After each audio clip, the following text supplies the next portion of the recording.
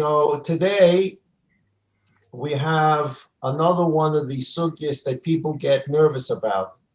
We just finished the Hanukkah sugya about women lighting, and the Gemara says, Isha vade madlika, people get nervous, women this, women that, can they do it, can they not do it? The Gemara says what it says, minhagim, minhagim, but the Gemara says, Isha vade madlika. And as I said, there are new people that joined this year. I'm not at Sohar, Rabbi. I have nothing to do with Sohar, but the Gemara is clear in what it says, Isha vadai madlika. The Gemara adds a word vadai, not Isha madlika, Isha vadai madlika. For sure, a Jewish woman lights. Okay, then we came in Hagim, the woman, a married woman lights for her husband. Say that we talked about that. Okay. So that became one issue.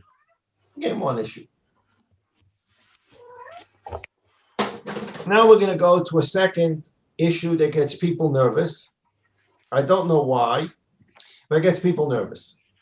So first, I said at the beginning of the shir today, the Gemara shir, one of the most famous phrases in the Gemara is Tashma. Anyone that's ever learned Gemara knows those two words, Tashma. The Gemara wants to prove a point. The Gemara says, Tashma. Ta means come, Shma means listen. Tashma. Come and listen. This is the Gemara's phrase for let's learn together. Tashma.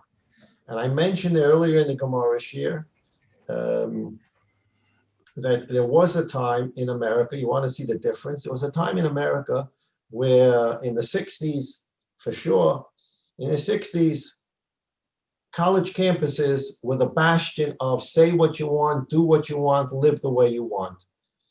And there's no such thing as right, there's no such thing as wrong. If everybody in the world has a clean haircut, we have ponytails. If all women have ponytails, women shave their head. We walk around naked at Woodstock, that's okay. With the college campuses open for everyone to say what they want. It's the bastion of exchange of ideas. Over the years, and today, it's unbelievable, the college campuses have become bastions of fascism.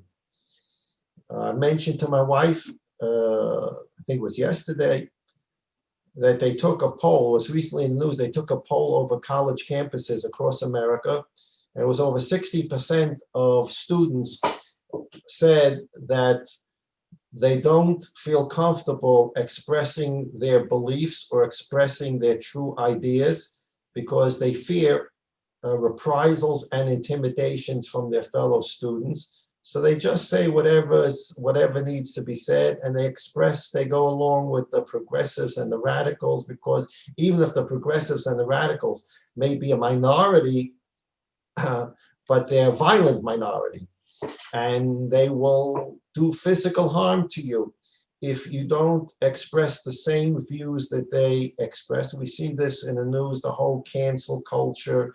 We see this constantly in the news. The professors on college campuses. I'll tell you something.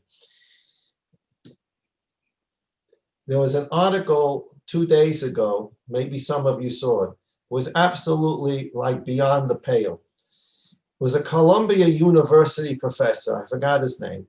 Columbia University professor protested, he wrote an article, he protested about the Rockefeller Center Xmas tree.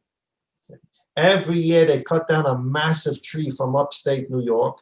They bring it to Rockefeller Center, they decorate it, and it's a ganze Yotzmach Potzmach, and they say millions of people, I don't know about this year, but millions of people, tourists, would come to America during this time of year, and millions of people would come to see this Xmas tree at Rockefeller Center.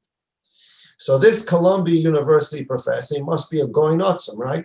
He must be a Goy Notzim. He's a Columbia professor. How do you become a Columbia professor? He must be a Goy Notzim. And all our liberal Jews spend $100,000, $200,000 a year to get their children educated by these geniuses. So what does this genius say? The genius says he wants to openly protest the cutting down of a tree from upstate New York and bringing it to Rockefeller Center. This is denying the tree its dignity. That's the word he used. It's denying the tree its dignity. The tree lived in upstate New York, and for the sake of becoming a spectacle, they cut the tree and they brought it to Rockefeller Center. Can you imagine taking away the dignity of the tree so people can enjoy looking at it? But this same going, the Columbian professor, who's a going, the same going has written previously about unlimited abortion. Unlimited abortion. Now, can you put one and one together? You can't put one and one together. A fetus you can kill, even in the 9th month. That's not an issue of dignity. Kill the thing. Kill it, cut it up, throw it away. But a tree from upstate New York, you cut it down, you deny the tree its dignity. Can you understand this? It's a tzchoik. These people are jokes, but these people are the geniuses that are educating a generation of kids. They're at Harvard, they're at Yale, they're at Columbia, they're at Brandeis, they're at Berkeley, they're everywhere. And they're educating the next generation. They've already educated one generation. They're now educating the next generation to understand that you respect a tree's dignity more than you expect an unborn child's dignity. And this is the situation of education. So today, on the college campuses, either you agree with the radical progressives, or you keep your mouth shut, or if you're going to talk, we're going to beat you to a pulp. So that's what's happening. The ingenuity of the Gemara is in this phrase, Toshma. Come and hear what I have to say. I'm not telling you that what I'm saying is right, but give me that little respect of Toshma. Come and listen. Anybody that's learned Gemara has heard Toshma, Toshma, Toshma, Toshma. And that's how the Gemara introduces, I have a proof to my point, Toshma, come. Just listen, open your ear. Don't be closed. Open your ear and be willing to listen to what I have to say. Maybe you'll reject it. Maybe you'll disprove me. Akolba said, but Toshma, come and listen. Okay. So we had our first little issue of Toshma, and that's how the Gemara introduced it in today's Chanukah Shir, Toshma, and then the Gemara went on and talked about women lighting candles. Okay, and that's again, I'm not a Tzohar rabbi. The Gemara says what it says, and for some reason, it's a historical issue. We talked about it from Tosfos vantage point. Historical issue. Husbands light for their wives. The wives don't light by themselves. Say it went so far that there are houses that have been hugging that only males light. Even if you have daughters, they're also yotzei through their father. That's also a historical issue. But that's how it came about. And lighting, I remember when people asked me, when I said the Chanukah Shir years ago, people asked me, yeah, what do you do? I said, I light for my wife because that's what my father did. But all my daughters light by themselves. Really? Some people were surprised. You let your daughters light? Yeah, I let my daughters light. Why couldn't you let your daughters light? But it's not a minhag. Some people don't have a minhag. A girl shouldn't. Yeah, Mashiach. Okay, I'm not a Tzor rabbi. Again, I just read the Gemara. So let's move on to the next Toshma. People get nervous. Okay, let's learn the Rashi here. People get nervous. We're going to talk a little about the Har HaBayis, and people get nervous. Those people who get nervous, I don't want to make anybody nervous. So if you don't have it in you to listen to the shir, that's okay. But I say, and in fact, there are several people who over the years have written me emails and they've said, I cannot come to your shir anymore. I cannot listen to your shirim anymore because you talk about the Har HaBayis. There are people like that. And that's fine. They wrote me respectful emails and they said, I can't listen to this anymore. Even if you talk once a year about the Har HaBayis, I can't listen to you for the rest of the year either. Seder, Makabel, Yeh Mashiach. So if you feel that this is going to make you nervous. I don't want to make anybody nervous. We're going to learn a Rashi. We're going to learn a Ramban. We'll see what it means. Yaakov comes and he has this dream. There's a ladder going up to heaven. We're going to learn about this ladder. Where is this ladder? This ladder, exactly where it is and where it stretches to, we know it goes from earth to heaven. What we don't know is exactly where the place of this ladder is.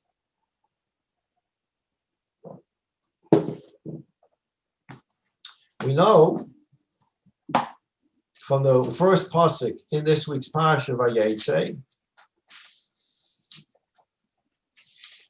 it says, Vayetzei Yaakov miBe'er Sheva, vayelech Haran. We know where he left, and we know where he was going to.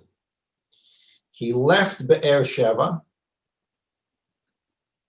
which is where he got the bracha from Yitzchak. Yitzchak, Rivka, Yaakov, and Esav lived in Be'er Sheva at that time. And that's where the incident of the brachas occurred. Yaakov got the brachas in Be'er Sheva. So he's leaving Be'er Sheva, and on the instruction of his father and mother, he's going to find a wife in the house of Lavan. So he's going to go to Haran. Vayifka b'makom. He suddenly, Vayifka means Pegia. He suddenly comes to some place, b'makom. Doesn't say where, it says b'makom. Vayolen sham. He goes to sleep. Kiva Hashemesh, because the sun set. So the pasuk is really out of order. The Gemara in Chulin talks about this on Tzadik Aleph Amud Beis. Usually the sun sets, it gets dark, and then you go to sleep. Here the pasuk says, "Vayifka b'makom vayolen sham." He came to this place, and he lay down to go to sleep. Kiva Hashemesh, because the sun set. Okay. Vayikach me'avnei hamakom. He took from the stones of the place, vayosem rashosav, and he put the stones around his head, sort of, he made a protection barrier around his head, he put some stones. Vayishkav hamokum hahu. Now according to some midrashim, vayosem rashosav means he made the stones into a pillow. That's a difficult thing to sleep on stones, but whatever he did with the stones, they were under his head, around his head. Vayishkav hamokum hahu. And he went to sleep in that place. And then Vayachalom, he has a dream, V'nei Sulam Mutzav Arza. There's a ladder that has its legs, it's standing on earth. V'roshim Agia Shamayma. The head of the ladder is all the way in heaven. V'nei Malache Elokim Olim B'Yodem Bo. Heavenly angels are going up and down this ladder. And then God appears, V'Hashem Nitzav Alav, God appears to him, and make certain promises to him. I'm going to give you this land. You're going to have many children. I will always be with you. I'm going to bring you back to Eretz Yisrael. Okay.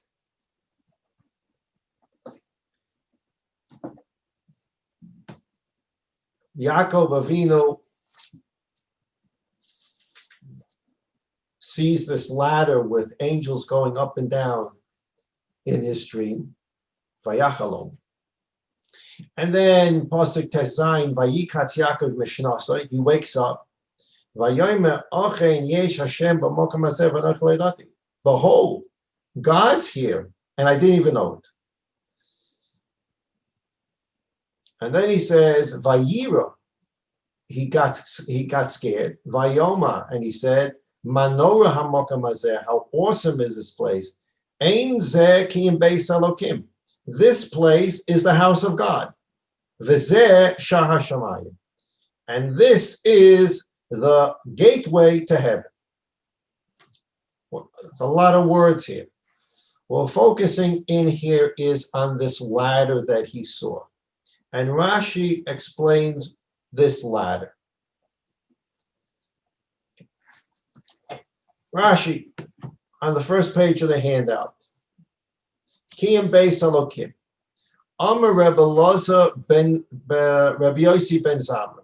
Amar Rebbe Loza b'shem Rabbi Yossi ben Zamra. Rebbe Loza said name of Rabbi Yossi ben Zamra. Hasulam hazeh omeid bever sheva. Ve'emtza shipui magia keneged beis hamikdash. We have several problems here. Yaakov Avinu is having a dream. There's a ladder, legs on the earth, top of the ladder in heaven. Okay. Where are the legs? Where on earth are these legs? What place on earth are the legs of the ladder? And then the ladder is going up to heaven. This is a ladder that's not going straight up. This is a ladder that a person would put against a building. It's tilted. It's on a slant. So this ladder is going from earth up to heaven on a slant. Where? Where is the bottom of the ladder? And where is the top of the ladder? I know the bottom of the ladder is on earth. I know the top of the ladder is in heaven. I don't know where on earth the ladder is at the bottom. And I'd like to also know this top of the ladder is in heaven, but what city on earth is it facing? So if the ladder is going like this, the bottom of the ladder is in some city on planet Earth. The top of the ladder is facing some city on planet Earth. Now, it would seem that the middle of the ladder is facing a city on planet Earth, but who really cares about the middle of the ladder? We're only concerned about the bottom of the ladder. Where is it standing? What city? And the top of the ladder is in heaven. What city is that top of the ladder facing on earth? The rest of it I don't care about. Rashi becomes very concerned in the name of the Medrash. Where is the middle of the ladder? What city is the middle of the ladder facing? So here's a picture from my little Chumash. You can see the ladder. It's going from earth to heaven, and it's on a slant. So Rashi says, Amar Rabbi Elazar b'shem Rabbi Yossi ben Zimra, Hasulam hazeh oime be'er Sheva. The bottom of the ladder is in Be'er Sheva. Now remember, the first pasuk says Yaakov left Be'er Sheva and went to Choran. Where is he having this dream? So Rashi is going to discuss all that. Yaakov is having a dream somewhere. We don't know where yet. The bottom of the ladder, where is it? The top of the ladder, where is it? Rashi.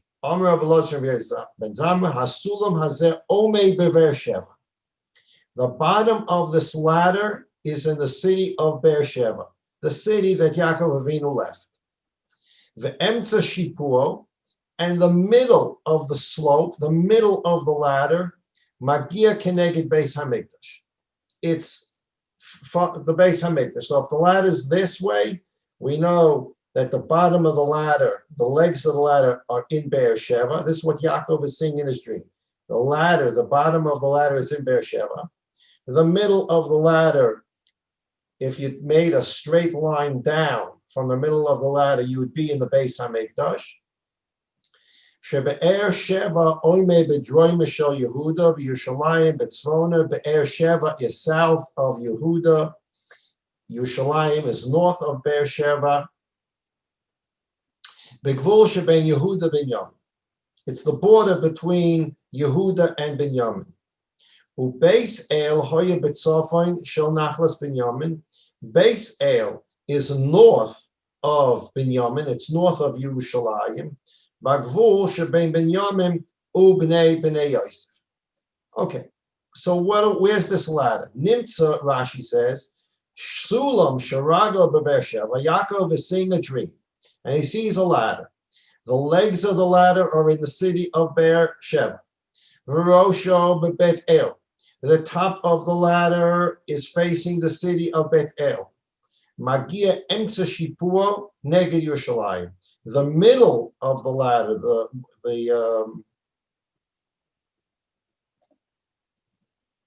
what do they call it? The middle of its slope is neged Yerushalayim.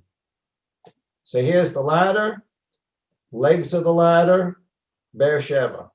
Top of the ladder, Beit El. Middle of the ladder, Yerushalayim, Beis Hamikdash. And that's what Yaakov Avinu was seeing in his dream. latter feet Beersheba, middle facing Beis Hamikdash, top facing Bet El. Uklape Shamra Beisenu, Sha'ama HaKadosh Baruch Hu, and the way to understand this, Rashi says, is from Chazal. Sha'ama HaKadosh Baruch Hu said, Tzadik zeh bo lebeis Maloni.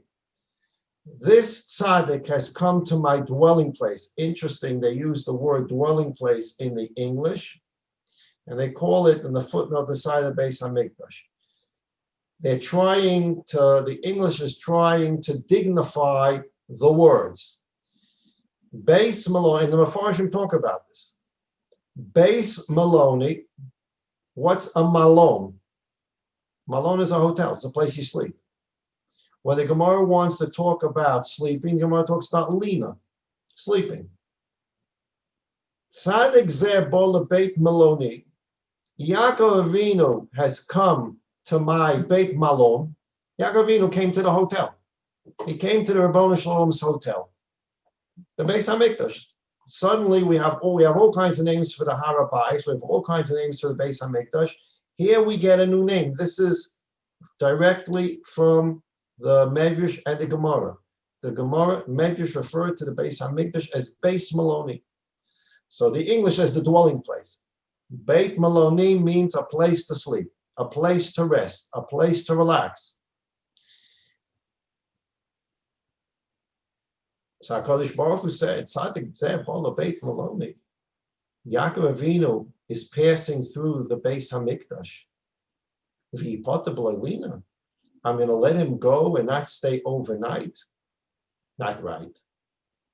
So what did HaKadosh Baruch Hu do? HaKadosh Baruch Hu made the sun set early. That's why the first pasuk, the second pasuk, is, we mentioned, a bit out of order. Vayifka b'makom, vayolen sham. Yaakov came to the place. What place did he come to? Came to the Beis Hamikdash area. And he was right there on the Har HaBayis. Vayolen sham. And he went to sleep. Why did he go to sleep? Ki bo hashemesh, because the sun set. The sun set, it wasn't ready to set, but HaKadosh Baruch Hu made the sun set. So it wasn't the sun set because the day was over and therefore Yaakov went to sleep on the Har HaBayis. The Yaakov Avinu was ready to move on. But HaKadosh Baruch Hu said, Tzadik zeh bo lebeit Maloni.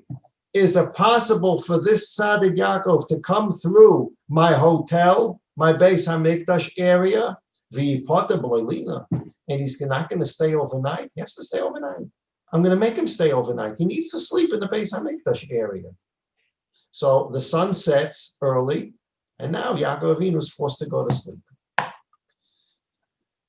V'oid amru, Rashi now adds, Yaakov Karl Yerushalayim Beit El below the Zulusi below Yerushalayim Echalam Dolay Mekei. Rashi has a difficulty with the Gemara, where the Gemara learned out Beit El and Luz. Okay, that's a different sugya about how Yaakov Avinu got to Beit El.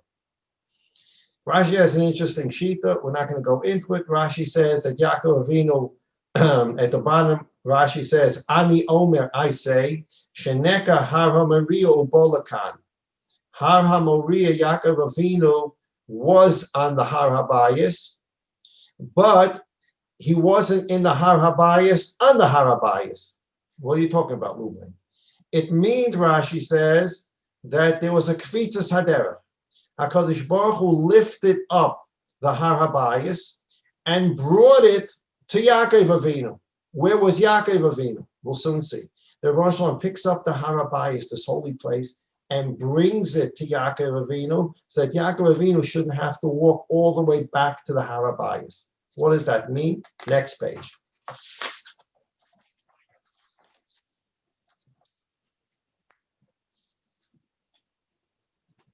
V'zehu vayifka b'makom. This is what the pasuk says when it says vayifka. He suddenly came to this place. V'im toima, כשעובר יעקב על בית המקדש מדוע לא יקרא שם, אילו לא יאהב ליבי לספל במקום שספלו על אבותיו. ומן השמיים יעקבו. So now Rashi quotes the Gemara. Iyu ad choran ozal, kid aminan prepare gidanash. The first pasuk says, Vayetzei Yaakov Beersheva vayelech Harana. Yaakov left Beersheva and went to Haran. And he got to Haran. He's already in Haran. Rabbi, say everybody listening to me? Yaakov passed the Har HaBayis and didn't stop there to daven. He went through the Har HaBayis. He was going to Haran. And Vayetzei Yaakov Beersheva vayelech Harana. He left Beersheva and went to Haran and got to Haran. Next Rashi explains. Himota l'Charan, when Yaakov Avinu got to Haran, he's already in Haran, all the way up north, a long trip from Beersheba. He's already done the trek. Omar, then Yaakov Avinu says, one second. During my long trip to Haran, I passed through the Har HaBayis. That Har HaBayis is the place where my father Yitzchak prayed. That's the Har HaBayis where my grandfather Avram prayed, and I walked right through it, and I didn't pray there. How is such a thing possible? How did I do that? Yoav Daikel Mehedin. He realized that what he did was not proper. He should have stopped on the Har HaBayis to daven. So he decided to go back. He decides, I'm going to now go from Haran all the way back to the Har HaBayis to daven. V'chazer ad Beit El. The Rebbeinu Shalom watched Yaakov Avinu walk from Haran until Beit El. V'kafza loy ha'oretz. Once he got to Beit El, HaKadosh Baruch Hu said, that's enough. You've showed me your effort. And now the Rebbeinu Shalom lifted up the Har HaBayis and brought it to Beit El so that Yaakov Avinu can daven on the Har HaBayis and have his dream on the Har HaBayis.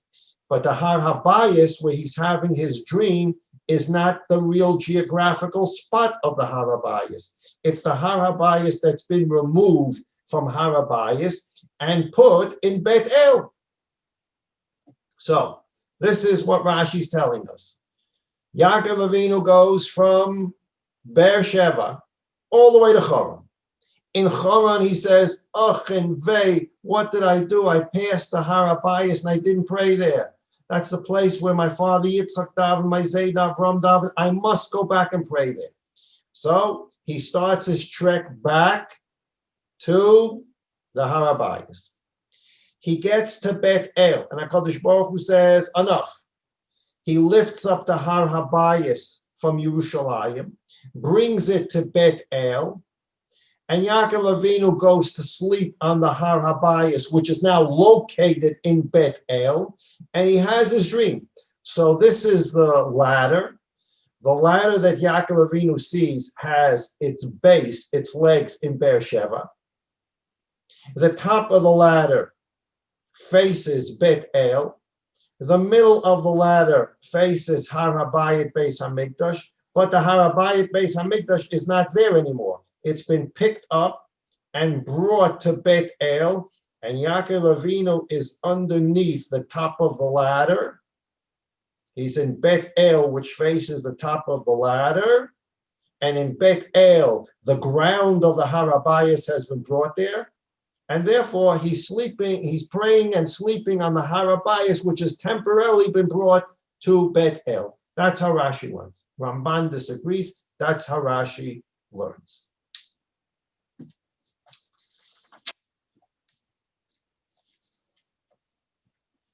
The pasuk then continues and says,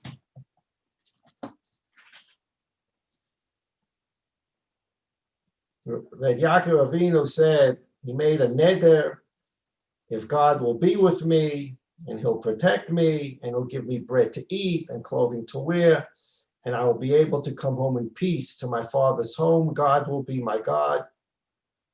And this stone, Evan Hazos, this stone, now, what stone is he talking about? we originally learned that he put multiple stones around his head or under his head, but now he's talking about a stone. And this stone, this stone, which I'm now making a matzeva, not a matzeva for a dead person. A matzeva in those days was a form of an altar, which later the Rebbeinu Shalom prohibited Jews from building a matzeva, or only permitted to build a mizbeach. But in the time of the Avos, they built a matzeva, and the matzeva is one rock on which you can bring karbonis rather than multiple rocks put together. Multiple rocks put together is a mizbeach.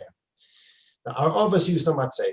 So Yaakov Avinu says, and this stone, even though it started as multiple stones, now it's one stone. And this stone, which I make a matzeva, Yeh Beis Elokim, this is God's house. I am now dedicating this as God's house. This is going to be the Beis Hamikdash. This is going to be the Harabait. It's going to be the Kodesh Kadoshim.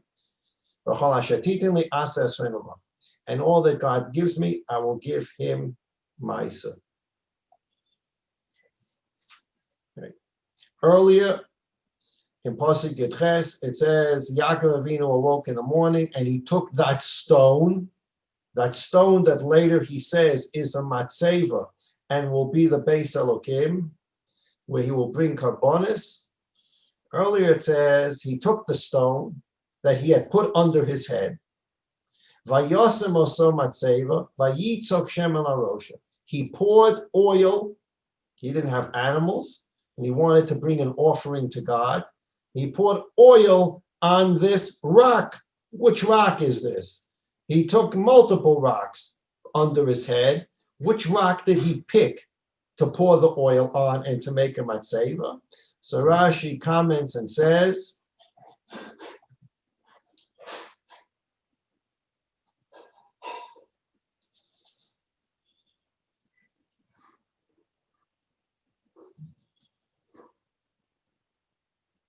that the stones started to argue with each other.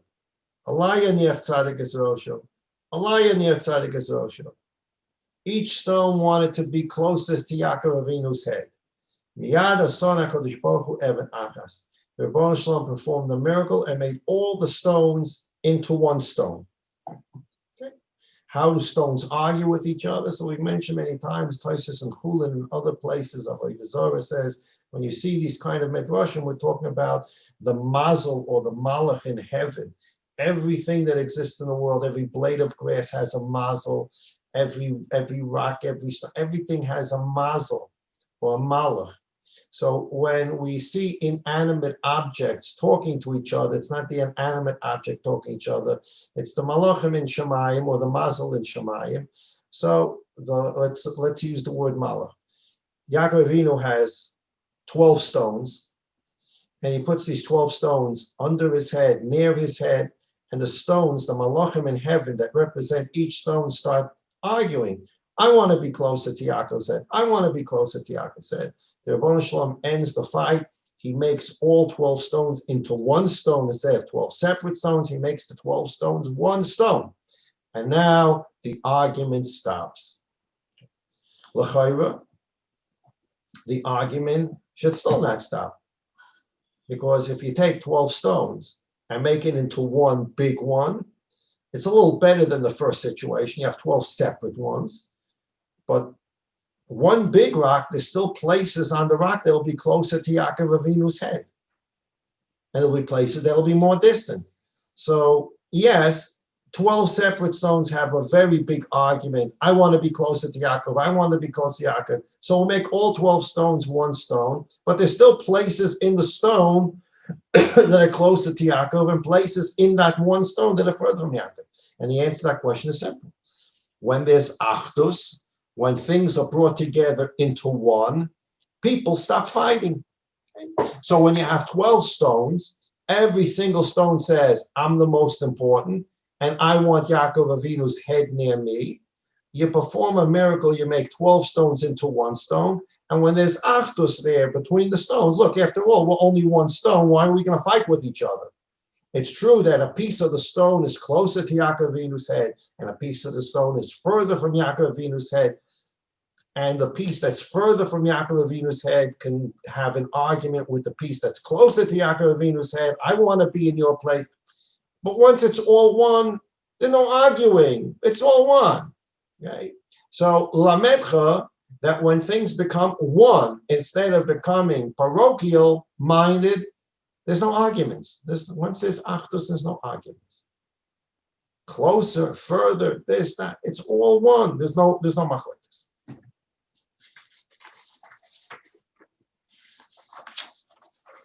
Let's take now a look at the next page of the handout, which is the Ramban.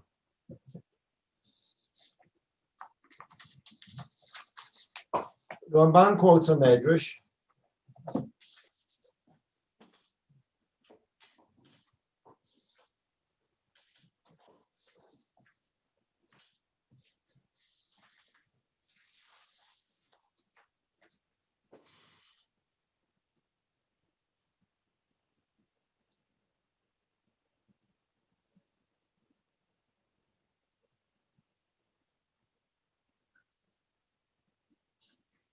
One, two, three, four, five, 6. 8 lines from the top. We're in the middle of the medrash. The beginning of the line. Yaakov, lokach Yaakov shteim esrei avonim me'avnei hamizbeach shenekat olav Yitzchak aviv. On the Har Habayis, there was a pre-existing mizbeach. There was a mizbeach there from Adam Harishon. The Rambam goes through a cheshbon. There was a mizbeach there from Adam Harishon, and then there was a mizbeach there from Hevel, and then there was a mizbeach there from Avram at the Akedah, v'chulu. There's a mizbeach there. So the mizbeach that Yitzchak had his Akedah on is on the Har Habayis. Lokach Yaakov shteim esrei avonim me'avnei hamizbeach shenekat olav Yitzchak aviv. Yaakov Avinu, when he wanted to put stones around his head or under his head, he took 12 of the stones that came from the mizbeach upon which his father's Yitzchak's Akedah occurred. V'sam oisam marash Yosef, and he put it around his head. Lahodio, and this was to teach him. She'asidin lamoy memenu shneim asa shivatim. These 12 rocks were symbolic that there would be 12 shivatim that would come from him, who would all come to serve, to offer in the Beis Hamikdash in which he's sleeping. V'nasu kulan even achas. The 12 stones miraculously united into becoming one stone. Lahodia, to teach him. Shekulam asidim liyos goy echad ba'aretz. What we talked about. The message to Yaakov Avinu was, it's 12 shivatim, but it's goy echad ba'aretz. It's only one nation that lives in this land. There are 12 shivatim, like 12 rocks, but the 12 rocks become one unified rock. The 12 shivatim will become one unified people in this land. And that unification of 12 different shivatim, understanding that they're one, has its source on the Har Habayis. From the Har Habayis, the message comes out that no matter what shittas you have 12 shivatim, every shevet is different. Every shevet had a different flag. Every shevet had their own avodas Hashem. Within the parameters of avodas Hashem, the Har Habayis lets out a call to Klal Yisrael and says, from the time of Yaakov Avinu, these 12 stones are one stone in this land. That's an announcement that's made from the Har Habayis to the Jewish people. This is one people, even if it's 12 Shvatim, it is one people, 12 stones, one stone. Shenemar, the famous pasuk that we know from Mincha Shabbos, Umi ka'amcha Yisrael, goy echad ba'aretz. And who is like your nation, Klal Yisrael, Goy Echad, we're one nation. When it says in the Pasuk, who can compare themselves to the Jewish people? What's so great about the Jewish people? Okay, God chose us to be his chosen people. But the Pasuk says, Umi ka'amcha Yisrael. Who is like the Jewish people? Who is like your nation, God? Goy Echad. They're one people. They understand the concept of one people, one nation, one achdus. Mikamcha Yisrael. Rebbeinu Shalom, who is like your Jewish people that has an unbelievable yearning, an unbelievable ambition to be a goy echad ba'aretz. Where did this come from? This came from the Har Habayis, Yaakov Avinu on the Har Habayis. Hishkem Yaakov Baboikim, Bapachad God. Yaakov woke up in the morning from this dream, and he was very scared. He said, this is God's house. I slept in God's house. Where's God live? God lives on the Har Habayis. That's where his Beis Hamikdash is. That's his bias. That's where he dwells. And God dwells in that place because that's the place from which God told Yaakov Avinu, this will be the home where 12 Shvatim will become one. All the Shvatim will come here to serve one God in one place on one Mizbeach. And that's what Yaakov Avinu had his dream about. This land is yours. You will have many children. Your children will be 12 Shvatim unified that will come to this one place, this Har Habayis, from which they will learn Achdus. They can have different parts of Eretz Yisrael. They can have all the minhagim that they have. But when they come to the Beis Hamikdash, the Beis Hamikdash announces to Klal Yisrael, from this place shall go forward the message, Goy Echad Ba'aretz, we're one people. Shenemar, Vayira Vayoyma, Manoy Hamokim. Mikana Tolome, Yaakov Avinu said in the Pasuk, this place is awesome, I'm scared. The Medrash says, from here you learn, Shekol HaMispal b'Yerushalayim, anyone that davens in Yerushalayim. So there's a little footnote here, there's a difference in Girsa. Some say that the Girsa is the Beis HaMikdash. HaMispal b'Yerushalayim, a person that prays in Yerushalayim, or in the place of the Beis HaMikdash, Ke'ilu Mispal Lefnei Kis Yaakov. He's mamish standing in front of the Kis Yaakov, the Rebbeinu Shalom, and davening directly to the Rebbeinu Shalom. No geographical distance between the Mispal in Yerushalayim or the Beis Hamikdash and mamish the Kis Yaakov. Shashar Shemayim Hu Pasuach, the gates of heaven are open there. L'shmoya Tfilasa Yisrael, to hear the praise of Jewish people. Shenema b'zeh Sha'ar Shemayim. V'shav Yaakov l'laket la'avonim. And then Yaakov went back to get the stones. He wanted to now get the stones. He realized this is the gateway to heaven, and he wants to build a matzeva. So he goes to he wants to build a mizbeach. He goes and he gets the stones. But he found that the 12 stones had become one big stone. And he made a matzeva on the Har Habayis. Where do you get oil from? The Pasuk says he poured oil on the matzeh. Where do you get oil from? Another miracle.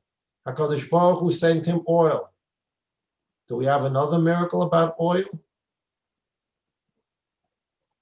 Oil cut.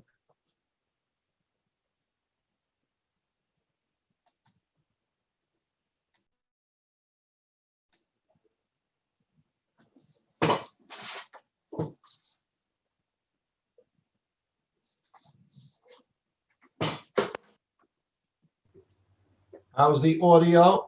It's okay. Okay. It's okay. Okay. Was I cut out for a while? Just a drop. Okay. So we'll start that piece of Medrash again. Anyone that davens the Yerushalayim or the Beis Hamikdash kil mispalach the Kis Yaakov, as if he's davening in front of the Kis Yaakov, Shashman Batuach, the Shmoit Tfilasa Yisrael. V'shav Yaakov l'laket avonim. Yaakov went back to get those 12 stones, and he was going to build a mizbeach. These are the stones. He was going to use the stones. He took the stones from his father's Mizbeach of the Akedah. He took the stones and he used it under his head, around his head. He wakes up in the morning and he says, oh, this place is awesome. What I saw in this dream is unbelievable. I saw a Sulam Mutzav Arts of Rosh Magir Shmaima. I saw a ladder with its feet in Beersheba, and the top of the ladder in Beit El, and the middle of the ladder was in Yerushalayim, and the Hara Maria came to me in Beit El, according to Rashi, according to Ramban, it didn't move. Here Mashiach, he's in the Harabayas. And he took the 12 stones from his father's Akedah Mizbeach. He made it, he put it around his head, under his head. He now finds that the 12 stones have become one. And he made it a matzeva on the Harabayas. A miracle happened. Oil, where did he get oil? The pastor says he poured oil on this matzeva. Animals he didn't have to bring an offering. He poured oil. Where did he get the oil from? A miracle happened from heaven. They sent him oil. It's Chodesh Kislev. As far as we know, this is the first oil miracle. This is oil sent down from the Rabbeinu Shalom to Yaakov Avinu, so he can pour oil on the matzeva, on the Harabayas. Oil sent down to Yaakov Avinu to be used in the Mokum Hamikdash, which already tells us of a root or a source for the future miracle of Hanukkah. Shenema Vayitzoik Shemen Arosh. Ma'as HaKadosh Baruch. The Ramban's quoting a Medrash. Ramban's not saying this. He's quoting a Medrash. What did God do now? What does God see? He sees Yaakov Avinu on the Harabayas. He sees now 12 stones that he caused to become one stone, to show Mika Amcha Yisrael Go'echad Ba'aretz, to show Jewish Achdus on the Harabayas. And now Yaakov Avinu poured oil on this matzeva that represents the Achdus of the Jewish people on Harabayas. What did Rabban Shalom do now? Notal regel yemina. God took his right leg, and of course we've talked about many times Rambam Hilchos Sodei HaTorah Perek Aleph. It doesn't mean his right leg. This is we talk in human language that people can understand. Dibra Torah Koloshin B'nei Adam Lahavdil Kaviyachol. The Rabban Shalom took his right leg. V'tova es ha'even ad im keg tahaimus. God took his leg and pushed this stone to the deepest part of the earth, to the tahaim. V'asa oisa snif la'aretz. And now he made this stone the sniff to the aretz. In other words, it became sort of the foundation to hold the world up and hold the world together.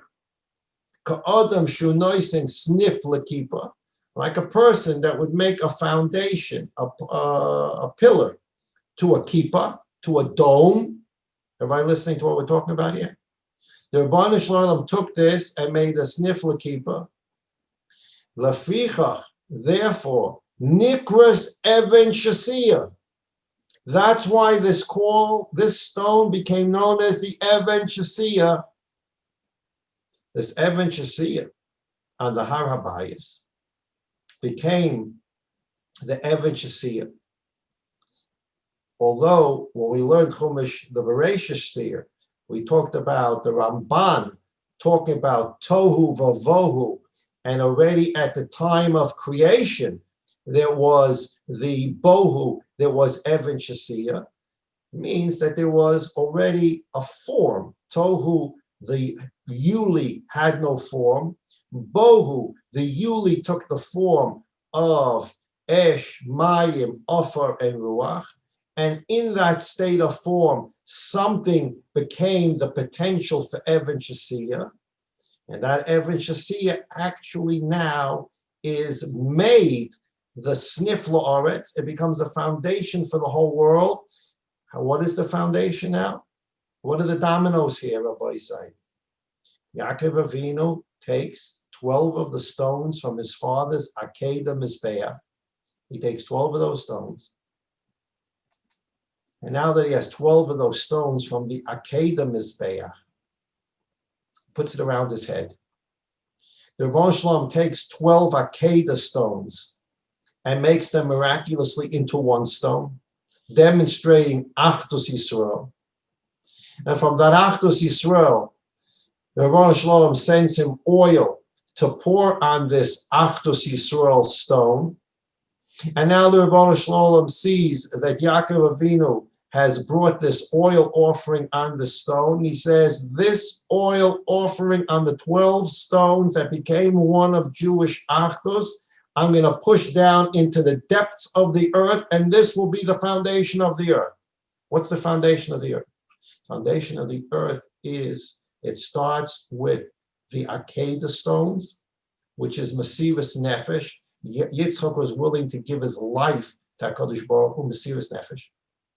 Those stones of Mesivus Nefesh, those 12 stones of Yitzchak's Mesivus Nefesh, turn into one stone of Achdus. Those 12 stones of Achdus then have oil miraculously poured on them.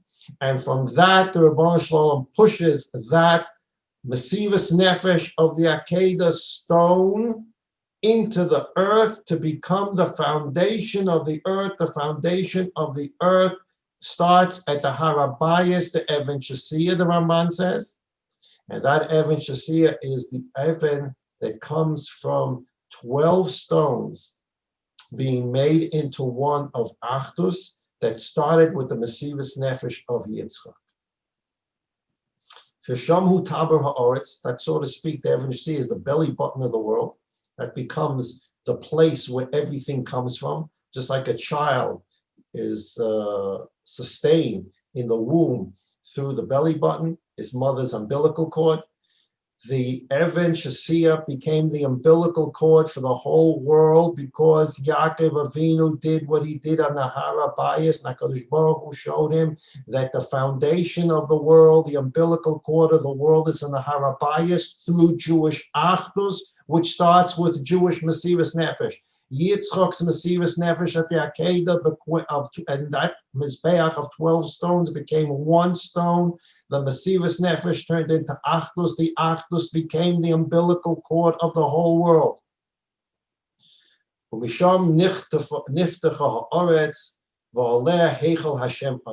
on that stone, God's sanctuary stands. Shenema v'evan azois asher samti matzev yabeis alekim umisham nosaraglav keref ayin bolachoran adkan. This is the story of what seems to be, it's a dream.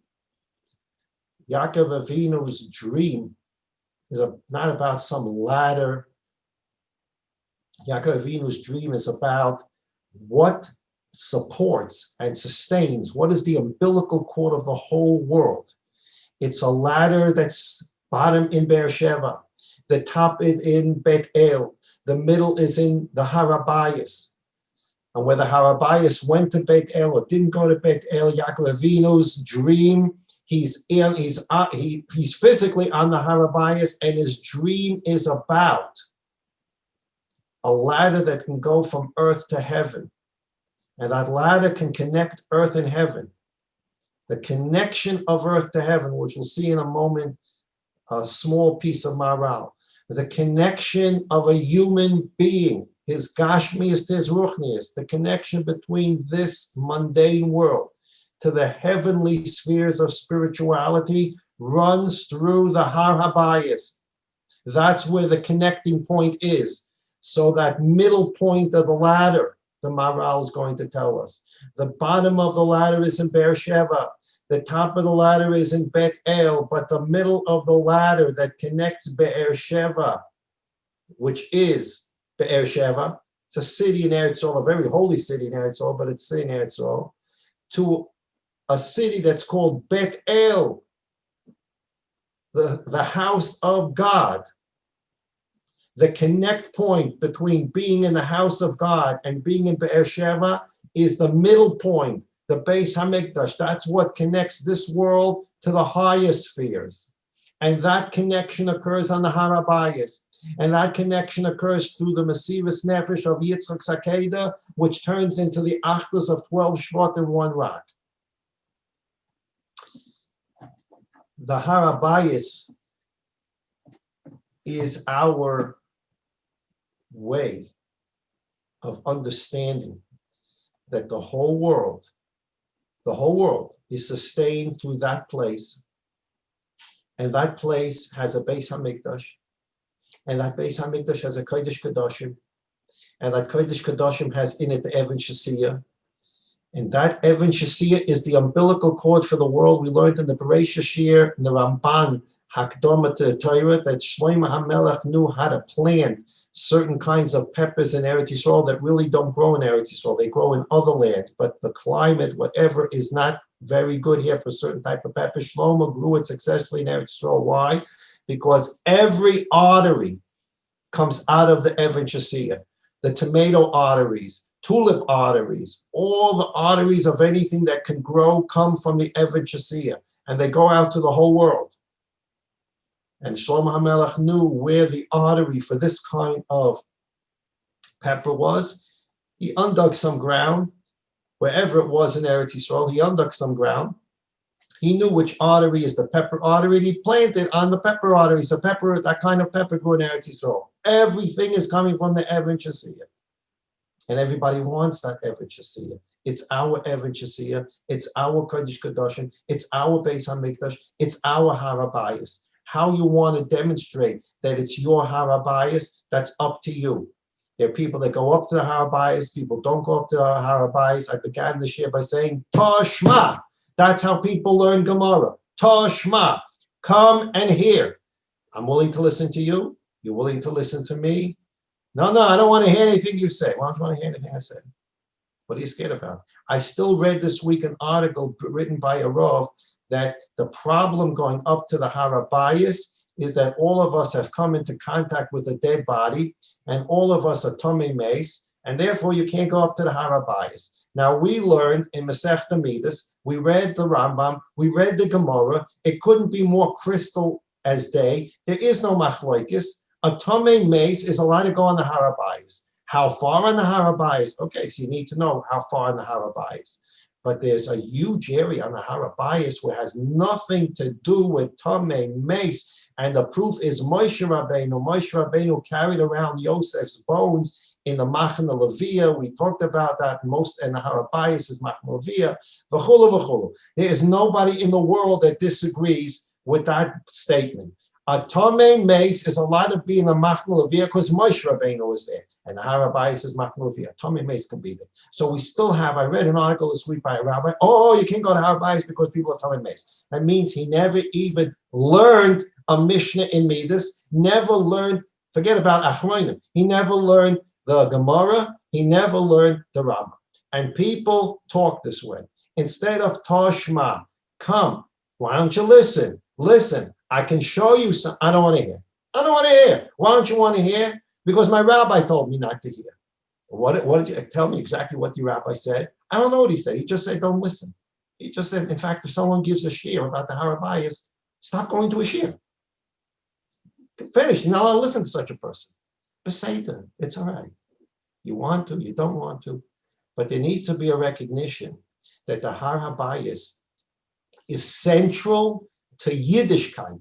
It's central to the concept of Mesiras Nefesh v'HaKadosh Baruch Hu.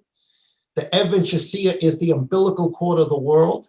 That Even, that stone, began from stones of the Akedah, which is a Jew's Mesiras Nefesh for the Rabbeinu Shalom. And those 12 stones turned into one to demonstrate Jewish Achdus. That Even Shasiyah demonstrates Mesiras Nefesh v'HaKadosh Baruch Hu through Achdus Yisrael, and that's the Even Shasiyah that becomes the central point in the Kodesh Kodashim. So we need to have a little more respect for the Har HaBayis and a little more respect for the whole idea of those people who make it their business to be soimach on the shittas, and there are plenty of them that hold you can go to the harabayas. You need to know where to go. You also need to know how to prepare yourself to go to the harabayas, mikveh, etc. But stop, please. Just stop. Just stop with the don't listen. He's crazy. The people that go to harabayas are crazy. They're not crazy. And there's a person that wrote a large sefer about the different shittas on harabayas. I believe was printed last year. And a rabbi who's a member of the Rabbanut in Yerushalayim. Now, the Rabbanut officially, he's a member of the Rabbanut officially says he's not allowed to go to the harabayas. And if you ask them why, they really can't tell you. Many letters have been written to the Rabbanut by different Rabbanim and said, please, can you just explain to us why you say you're not permitted to go to the harabayas? Never any response. There are many letters like that. And when the people ask, can we have a conference with the Rabbanut HaRashit? Can we have a conference where we can discuss this? Tashma, can you come and listen? I'm willing to listen to you. Listen to me. There were many times, several times such a conference was scheduled. It always gets canceled. So one of the Rabbanim on the Rabbanut wrote a haskama to the sefer. And he wrote in the haskama, I don't go to the harabayas because, look, after all, I'm an official of the Rabbanut. The official position is he don't go. Okay, so we don't want to shake the apple cart. But he writes in his haskama to the sefer that there are chashuva people that go to the harabayas, and it's also to insult them. It's also to criticize them because they have tremendous gedolim that they can be saimachah. I'm not telling anybody to go to the harabayas. Everybody do as you feel is correct. But please, shma, okay? Don't give the answer. My rabbi said you can't go. We're talking. The point of today's shiur is we're talking about the most central geographical place in the whole universe for the Jewish people, the harabayas, the Makom HaMikdash, the Even Shesiya. It's from this place that unbelievable things happen in this week's Parsha. That's the place where God made the unbelievable promises that we live on. I'm going to take care of you. I'm going to protect you in a foreign land. I'm going to give you panasa, lechem lecho beged lilbash. I'm going to bring you back to Eretz Yisrael from your Golus and Chara. Yaakov Avinu went into Golus. He left Beersheba. He went to Chutz La'aretz. He had to go. But then he came back. God promised him, I'll bring you back. All these promises are in this week's Parsha. All these promises occur on the harabayas, the Makom Achdus, the Makom Mesivus Nefesh. So if somebody says to you, it's off limits. 1 second. This is such an important place to Klal Yisrael. What do I want to have happen to this place? I want the Waqf. I want Jordan. I want Saudi Arabia. I want them to take control of the place, and when Mashiach comes, he'll take care of it. Do I want to give up this place and say, this is, the Jewish people have no connection to this until Mashiach comes? Chas v'shalom. Okay, let's take a look at the last page, which is the Maral. The Maral is troubled by the question by which we began the shiur, and that is, it would seem that this ladder that's on the slant, the two most important points on the ladder are, where are the legs of the ladder? Beersheba. Where's the top of the ladder facing? Beit El. Zehu. Where's 1/3 of the ladder? Manaf Kamina. Who cares? Where's 2/3 of the ladder? Manaf Kamina. The point is, where does the ladder start? Where does the ladder end? Beersheba and Beit El. No, we learned Rashi. Rashi says it's very important to know that the middle of the ladder is the harabayas. Whether it's physically the harabayas on the harabayas, or as Rashi says, the harabayas was lifted up and brought to Beit El Mashiach. But Rashi makes a point, you need to know where the middle point of the ladder is. The middle point of the ladder is the harabayas. So Maral asks, the only two important places are where the ladder begins, where the ladder ends. The middle places are not, shouldn't be that important. So Beloshin Maral, the first full paragraph on the page, towards the top of the page, and this is a direct quote from the Maral. Hasulam hoya oimed ba'aretz. This ladder had its feet on the ground. V'rosho bashamayim, and the top of the ladder is in heaven. Lahoros, to teach you. Ki ha'olam hatachton kosher be'elyonim. The lower sphere, our world, our earth, is connected to the higher spheres, to the higher worlds, the high universes. There's a connection there. V'olam hashamayim, and you can go up and reach higher spheres in your life. Kasulam hazeh sheyesh by madregas, like a ladder that has rungs. Ken yesh madregos min haaretz ad hashemayim. So too there are rungs as a person works in his avodas Hashem to go up and up and up and become more of a heavenly, holy person. And the Mesilas Yesharim calls, which is based on the Brisa of Pinchas ben Yair, it's called the Sulam of Pinchas ben Yair. Zehirus Torah Mevilei, Zehirus Mevilei, Rizos Mevilei Nakias. Pinchas ben Yair gave a list of things to do. First you do this, then you go this, then you go this, and then you work your way up in Avodas Hashem. And that's called the Sulam of Pinchas ben Yair. There are rungs to get up higher and higher in your Avodas Hashem.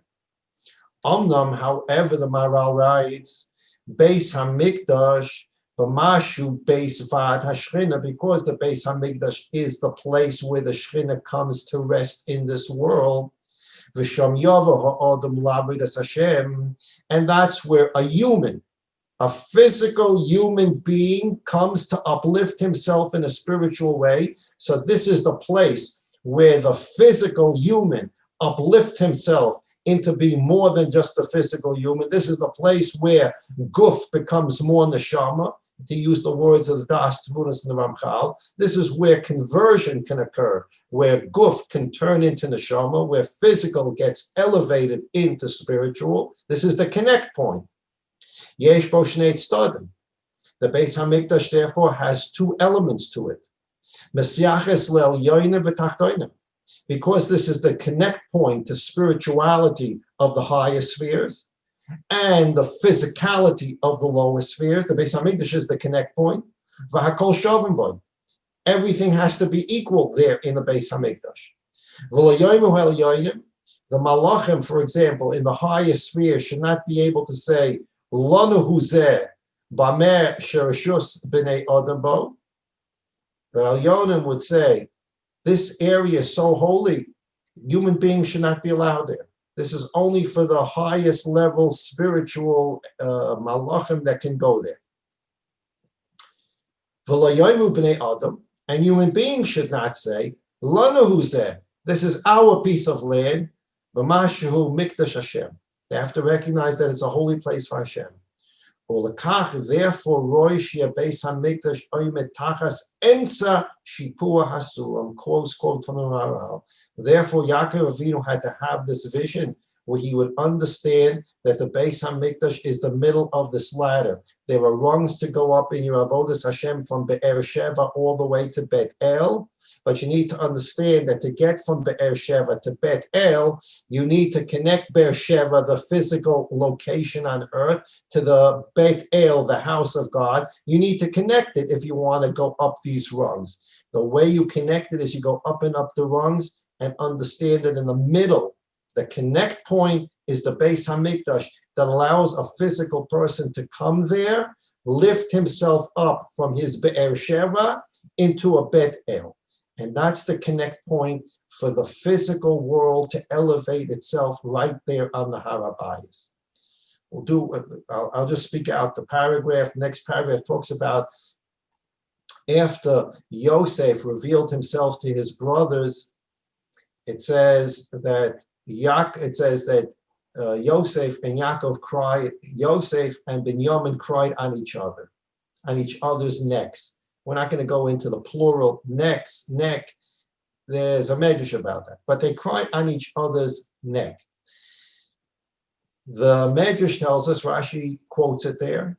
The medrash tells us that Yosef was crying on Binyamin's neck because Yosef saw in his Ruach HaKodesh that the Beis HaMikdash, which is built in the area controlled by Binyamin, there'll be the first Beis HaMikdash and a second Beis HaMikdash, and they'll both be burned down. So therefore he cried on Binyamin, Yosef cried on Binyamin's neck, because he saw the Beis HaMikdash 1 and the Beis HaMikdash 2 were going to be destroyed, so he cried on his neck. Binyamin cried on Yosef's neck because Mishkan Shiloh, that great Mishkan that was built in Shiloh, was going to be burnt down. And when he saw that it was going to be burnt down, Binyamin cried on Yosef's neck. So the Maharal asks, what's this business with the necks? Binyamin's crying on Yosef's neck because the Mishkan is going to be destroyed. And Yosef is crying on Binyamin's neck because 2 Batei Mikdashot are going to be destroyed. What is the symbolism of crying on a neck for the Beis HaMikdash or for the Mishkan? The Maharal explains that what is the neck? The neck is the connection between the lower part of the body, the lower, almost the whole body, which is the physical part of the human being. Those are the most physical areas of the human being. And it connects it to the head, the brain, the neshama, the seichel. The neck is the connect point between the physical part of the body to the place where there's the ruchnius part of the body. That's the neck. That's the Beis HaMikdash. The Beis HaMikdash is a neck. It connects the physical world to the spiritual world. And when Yosef and Binyamin each saw the Churban, whether it's the Beis HaMikdash or the Mishkan, they saw the destruction of the connection point between the physical world and the spiritual world.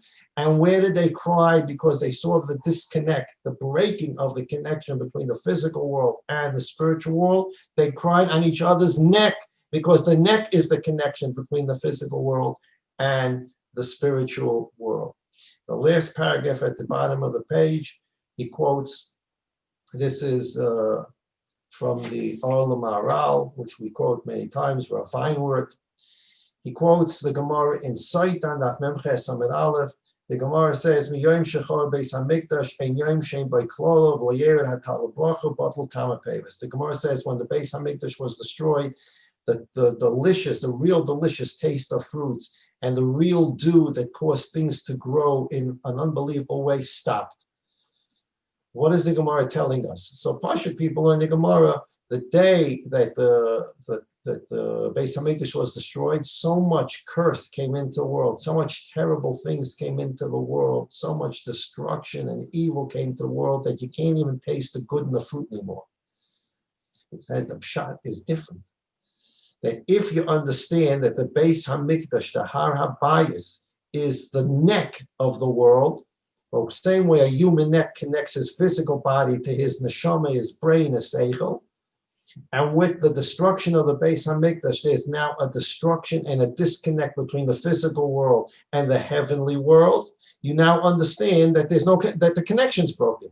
So that upper sphere world, to use the words of the Das Tavunos of the Ramchal Das Tavunos, that heavenly world, it sends down hashpa'ah through the Har HaBayis, and everything comes through Eretz Yisrael.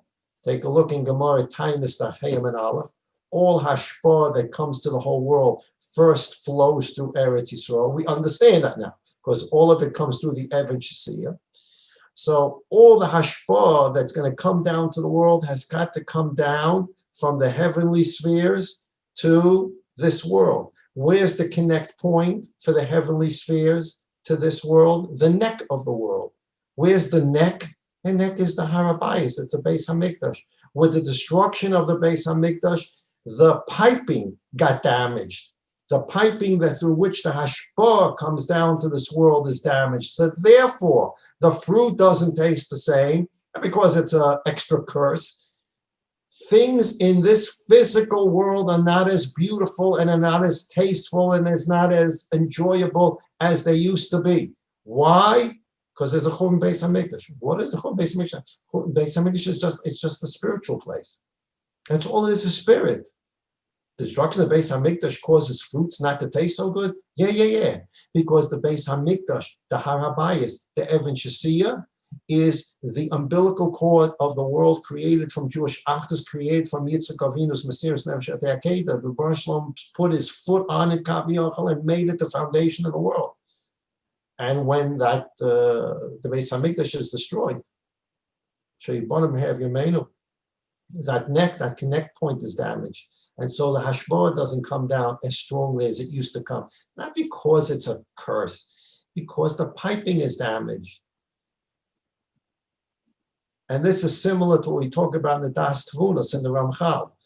People think about the neshama as the spiritual part of me, and my guf is my physical part. We learned the Das Tvunas that, and its basic mitzias. Not only is the neshama your spiritual teacher that wants to train your guf to become elevated, but the neshama is physical as well. The neshama gives physical life. The neshama comes into a body, the eyes see it, the mouth tastes, the ears hear, the brain works. After 120 years, you remove the neshama, the body's there on a slab, the eyeballs are there, the ear is still there, the eardrums are there, everything's there, nothing works. Why? Because this spiritual neshama is not just a spiritual neshama, it feeds physical life into everything. And the same thing is true for the Beis Hamikdash. Beis Hamikdash is just not some spiritual place. Beis Hamikdash is a spiritual place to which life comes through. The Beis Hamikdash is the neshama of the world. And the same way the neshama makes the eyeballs work and makes the physical human being work, the Beis Hamikdash is what brings physical goodness to the world, the taste of fruit, etc., etc. And this is the connect point. It's the neck of the world. That's our Har HaBayis. That's our Beis Hamikdash. From here, V'yameinu, Mamish today, Ratzon Hashem, to give us back the Beis Hamikdash, to give us back the Karbonos, to give us back the Maktas HaShekel, so we can be Oivdei Hashem in that place that HaKadosh Baruch Hu consecrated through the Even Shasiya, based upon the Mesiras Nefesh of Akedas Yitzchak, and based upon Achdus Yisrael that came from there, from 12 stones becoming one. Let's not turn the Har HaBayis into this place of Pirud. The Har HaBayis stands for Jewish Achdus. The 12 stones became one, the Ramban says. Mi ka'amcha Yisrael goy echad. That was what happened on the Har HaBayis. 12 stones became one to show that we're one people. We can have disagreements. We can disagree about what you can do, when you can do, how you can do, but Rabbeinu Shalom, Tashma. People, be open to listen. Chas v'sholom, I'm not talking about open to listen. Maybe you can light a match on Shabbos. Everybody knows that's not what I'm talking about. But when there's true halachic discussion, Tashma, that's how the Gemara learns. Tashma, come in here. We need to have a special chashivas for this place, for this Har HaBayis. We did a lot about the Har HaBayis and Masechta Midas. We learned a lot of the halachas. And this week's Parsha opens up all the blessings that Yaakov Avinu got came on the Har HaBayis, the Mokum Achdus, the Mokum Mesiras Nefesh of Yitzchak at the Akedah. All Yidden that need Yeshua have Yeshua, all Yidden need Refuah Refuah, all Yidden need Nachama should have Nachamas, all Yidden need Bracha should have Brachas, all the Brachas the Baruch Shalom should send to Klal Yisrael. Yeshua's Nachamas, Brachas, Refuahs only come to Rabbeinu Shalom how he wants, when he wants. If he's going to use a shliach, only through the shliach that he wants. And when we believe this and understand this and really make it part of our lives, inculcate into ourselves. We do a Gilui HaYichud for ourselves, and that Gilui HaYichud is donated to Klal Yisrael so that Klal Yisrael can bring about the Gilui HaYichud, which Mashiach Tzidkeinu B'Meher Yameinu B'Ratzon Hashem today will finish, and we'll have the final Gilui HaYichud B'Yemahu Yashem Echad U'Shmo Echad, and then we can be Zoicha to all the wonderful things that happen in that Beis HaMikdash. Not only the Avodas Hashem of the spiritual elevation, but the pipe comes back, the neck comes back, the connection comes back. And everybody will be Zoicha to wonderful, wonderful, wonderful, wonderful life. Ad Eilam Haba, we talked about Ramchal, what happens then a little. but we should be zeicha to Beis Mashiach, Binyan Beis Hamikdash, B'meher V'yameinu. Refuah Shalema to Shlomo ben Simcha. Refuah Shalema Yosef Chaim ben Shoshana Menucha. Refuah Shalema Lipa Malka bas Chaya Braina. Refuah Shalema Moshe Zelig ben Rezel. The Sok Shachol Yisrael, all the Chole Corona, Shar Refuah Shalema, all other Cham, Shar Refuah Shalema, B'sai Shar Chole Yisrael. Everybody have a wonderful day. Take care of yourselves. Do what you need to do, when you need to do it, how you need to do it with a seichel. There are times we need to do things, but there are times you can do it. And there are times where you wait an hour, 2 hours, and the place is not as busy. Seichel Yasha. When a person sits down and says, when can I go to the market? When is it less crowded? 2 to 3, 3 to 4. What does my experience tell me? Sitting and making these cheshbonis is a mitzvah. It means you're thinking about how to keep yourself healthy, and keeping yourself healthy is a mitzvah. We read the end of Choshen Mishpat, the Be'er Hagola, the unbelievable Be'er Hagola. You keep yourself healthy. We keep ourselves healthy. Hadbiyah Skoil Tzedek, so we can dance and be happy with Mashiach Tzidkenu and go up to the Har HaBayis and the Beis Hamikdash. Everybody have a wonderful day. Everybody have a wonderful Shabbos Kodesh.